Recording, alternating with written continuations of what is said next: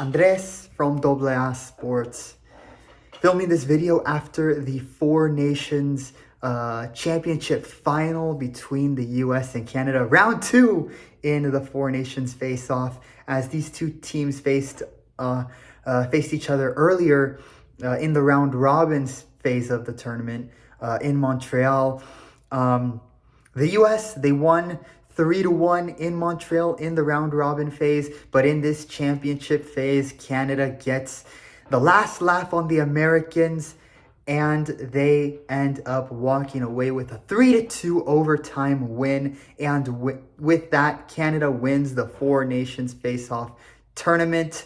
They are the champions. Congrats to Canada. What a game it was.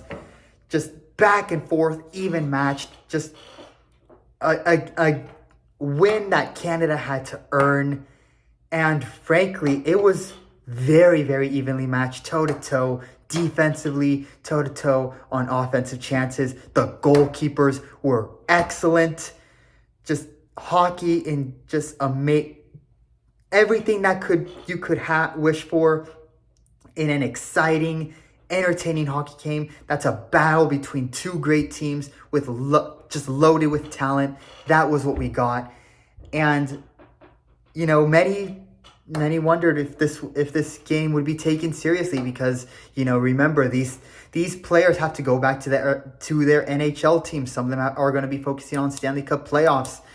No, these two teams very much went all out and really wanted to win this one, especially given the Prime Minister and President of Canada and the U.S. respectively.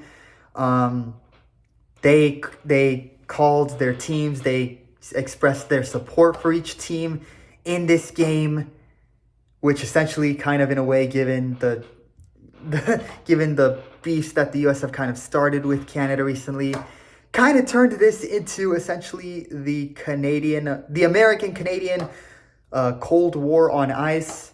And Canada got the last laugh and won it. So, wow, what a game it was. Let's break it down, and I'll give a summary of it.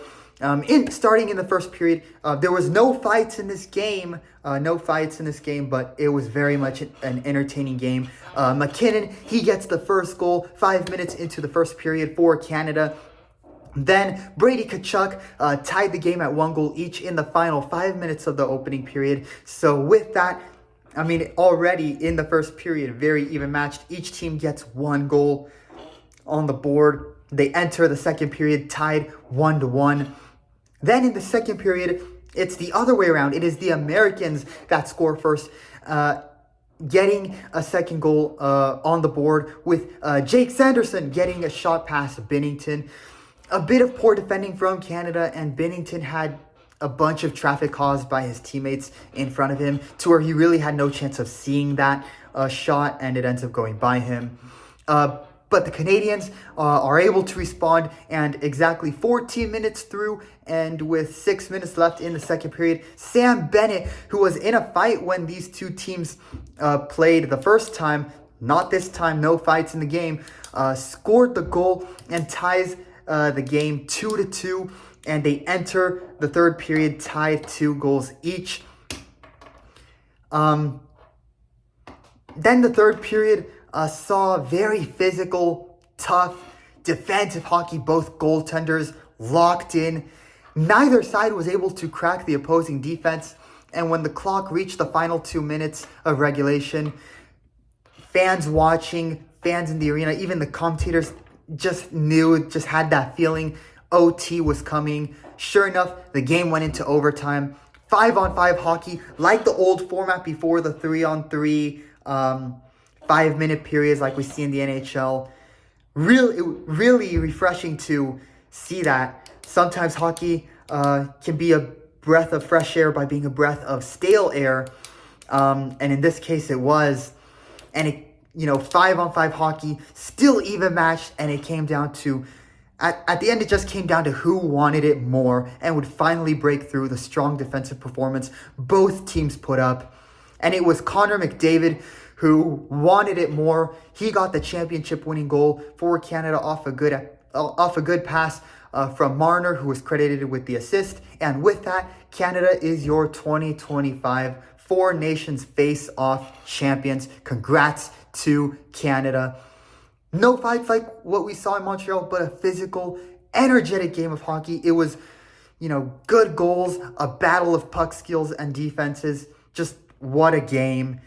It truly was hockey at its greatest form. And some wondered if the players would take it seriously, given it is technically an all-star break. Clearly they did. These two U.S. versus Canada games were easily the two best games of the year so far. And honestly, we might not see a good hockey like this until maybe the semifinals, the conference championships in the Stanley Cup playoffs, or the Stanley Cup finals themselves. I mean, that's how good and entertaining the hockey was. For me, the biggest takeaways to talk about from this game, and you could say the tournament, given the U.S. and Canada played each other twice in the round robin, and they both made it to the championship final. For me, the biggest takeaways were pretty clear. One, both goalies are incredible. Jordan Binnington, he was given a lot of hate after the goal he conceded in Montreal in round one. Don't get me wrong, it was one that he almost surely wishes he could run back. Many fans entering this tournament said Jordan Binnington was the Achilles heel, the player that could be their undoing. And look, Binnington, yeah, he may concede a dumb goal every other game or so, but when he's locked in and playing well, he is an incredible goalie. 31 saves in this championship game with a 94% save percentage. I mean, it almost reminded, literally flashbacks of when the Blues, when the St. Louis Blues won the 2019 Stanley Cup in that same arena, in the Garden in Boston. Just Binnington had a great performance.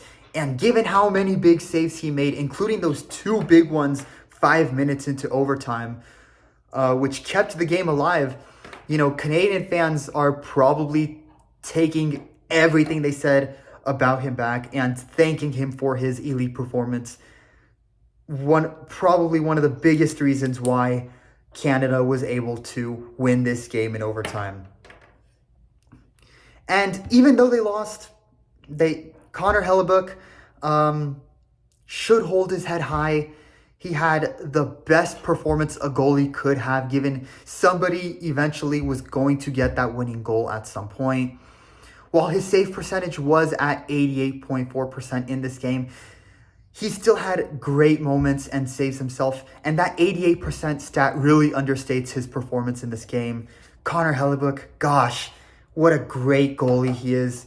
World-class goalie in hockey. And the Winnipeg Jets really are in good hands in between the goalposts with Connor Hellebuck as their number one goaltender. Can't wait to see what he does the rest of the season for the Jets. Meanwhile, moving on to the second takeaway worth noting. Well, the Canadians did win, and they proved that they are still the best country at hockey. I do think these two games showed that the talent gap between Canada and the US is not as big as some may think, especially when you compare Canada's best versus America's best. This game was very, very even matched. And honestly, the big game changer, I think, was Matthew Tkachuk's injury. He was not able to play for most of the last 15 minutes of regulation time and was down for the count in overtime. And that definitely changed how the U.S. performed offensively. Without Matthew Tkachuk, you didn't have the same energy, the same physicality on the ice. And Matthew Tkachuk is a very impactful player. I think he got, two goals in this tournament so far, maybe three. But I know two in their opening game of this tournament. Yeah, he's a very impactful player. And without him, the offense definitely was not the same for the U.S. It looked like they were getting into the attacking zone, creating chances, but they just didn't have that X factor to get one past Jordan Binnington. And without Matthew Tkachuk on the ice, it definitely, the offense looked different. The energy looked different. The physicality wasn't there as much for the Americans. Then the third takeaway I want to point out, and this takeaway is especially noteworthy if you're a fan of a team that has a inconsistent defense, to say the least. And that is that a good defense makes a big difference. For those who have seen my Sharks content, you know exactly why I am saying that. Jacob Slavin had a great game for the Americans. And the Canadian defensemen, while they did struggle at times and a couple of blunders did result in goals, including that second goal, they regrouped in the third period. They held the fort down in that third period and in overtime when it most mattered at the most important moment. And with that, the Canadian defense held strong enough to win and hold off a lot of talent on that American side, even without Matthew Tkachuk, in guys like Austin Matthews, who's been a star for Toronto this year. So just a really great battle on the ice. That was what we saw tonight. Which leads to my final takeaway in regards to just the future of what is usually considered the All-Star break for the NHL. And that is that the NHL cannot go back to the old All-Star game format. I am of the belief that if the NHL right now, like midway while filming this video, were to announce that, next season they're going to have the standard All-Star game next season, and it's going to be held in Winnipeg, for example. While it may be cool that they're holding it in Canada at a Canadian stadium of a Canadian NHL team, let's be real, the spectacle, the excitement, it's not going to be the same as this. If they were to go back to the old format, I think they would piss off just about every hockey fan that exists in the world right now. This Four Nations tournament was an absolute banger. It brought in new fans.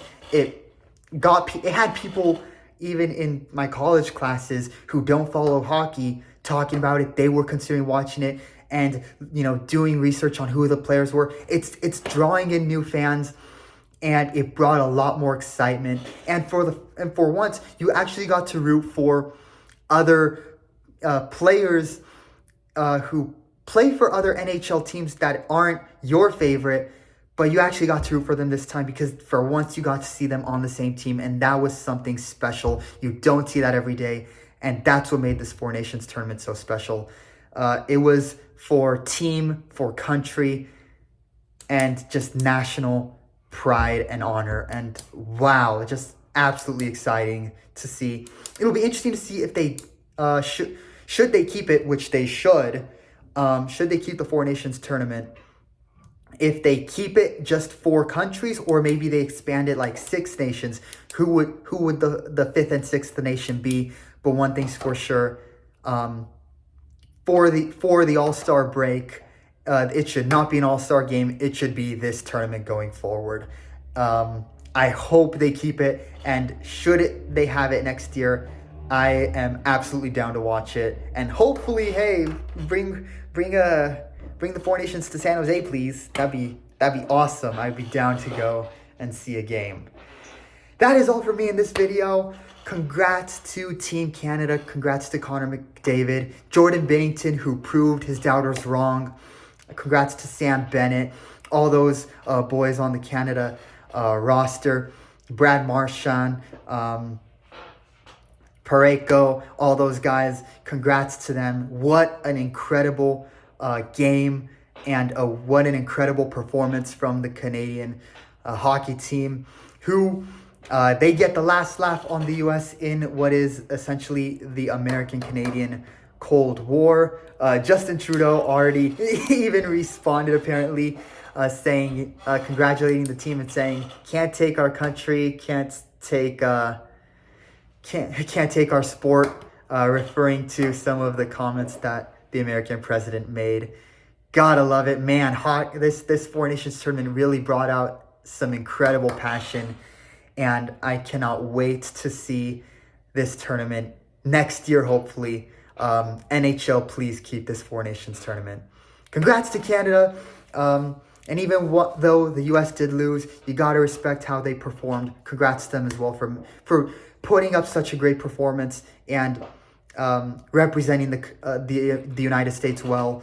So congrats to both teams for making it. And again, congrats to Team Canada. Still the best in terms of international hockey. That is all for me in this video in terms of my reactions. What a great game it was. Folks, leave a like and subscribe. It'll help support my sports passion project. Stay tuned for more sports content, whether it is the Giants, the 49ers, the Mexico national team. And definitely stay tuned as I plan to have more San Jose Sharks content in the upcoming future. So please leave a like and subscribe. Stay tuned in to the channel as more is to come. That is all for me in this one. Thank you all so much for watching, and I'll see you all in the next video.